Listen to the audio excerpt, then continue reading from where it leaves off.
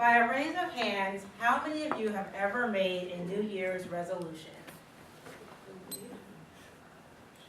So I think it's safe to say that most of us have at least once made a New Year's resolution in our life.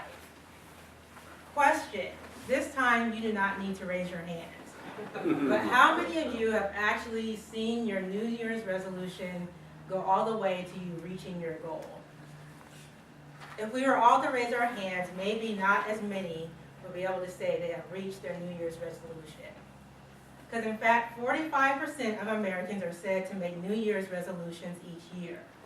But by the time we come to March, many people have already given up on their resolution, even though it's only the third month of the year. And in reality, only 8% of people even meet their goal that they set out to make in the beginning of the year in January. This evening, I'm going to talk about the number one resolution that people make, which is losing weight. And it's something that I decided that I needed to do for this year. But why is it the most popular? Is it for health reasons or is it for vanity purposes? I'll be honest, for me, it's for both. I definitely want to look good, but I also want to be healthy as well. Everyone on my father's side of the family has high blood pressure, and I'm not trying to join them, especially not yet anyways. So I decided to solicit some advice of what I could do to make sure I meet my goal and keep my New Year's resolution. And some of the tips I found were 1, to start small, 2, take one step at a time, 3, talk about it and ask for support, 4, don't beat yourself up, and 5, believe you can do it.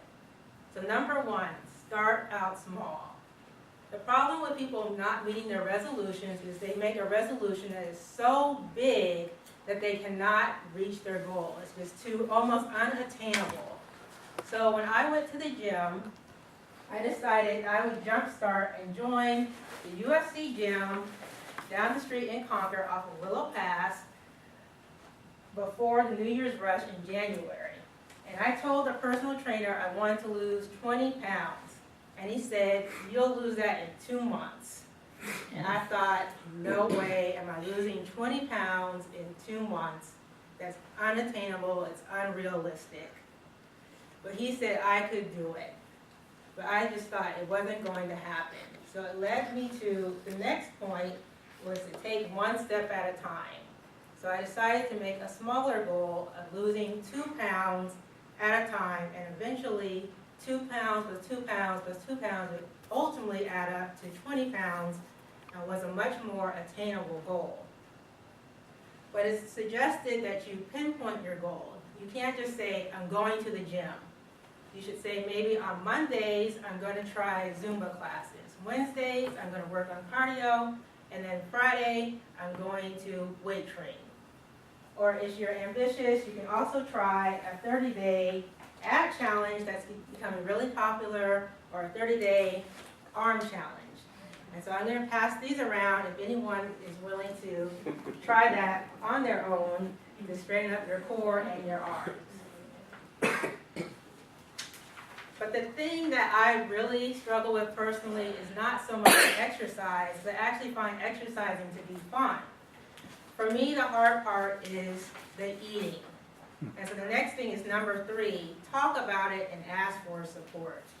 And so that's what I had to do. I have a personal trainer, and so she always talks to me about, what did you eat? How's your diet? And I would tell her, well, you know, I ate fries yesterday. And she's like, no, you can't do that. You have to make better choices. And so eventually, after talking to her and talking to friends and family members, I'm able to make better choices, even though it's difficult. So for example, if you're at a restaurant and you order a sandwich, they'll ask you, what's your side? Typically, most likely, we'll pick French fries. But they also have like a healthy option of broccoli. Now, as you're trying to lose weight, it's obvious which one you should choose. I obviously want to eat the French fries, but in reality, the French fries have 500 calories in comparison to the 35 calories of the broccoli. It has, French fries have 25 grams of fat in comparison to 0 grams of fat that the broccoli has. And then it has, the French fries have 63 grams of carbs, and the broccoli has 8 grams of carbs. So even though the choice is obvious, it's very hard to choose the broccoli. But between having talks with my trainer and my family, I've been able to choose the better choice. And in actuality, it wasn't until I changed my diet until I started to see some of the weight come off. But even though I'm able to make good choices, sometimes I do still slip up, and that leads me to number 4. Don't beat yourself up. Even though you slip and fall on your resolution, there are still things you can do to get yourself back on track.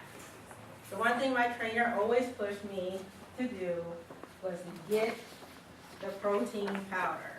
If anyone's worked with a trainer, they push this on you so hard, this overly expensive powder, $60 for this tube, but eventually I broke down and bought this.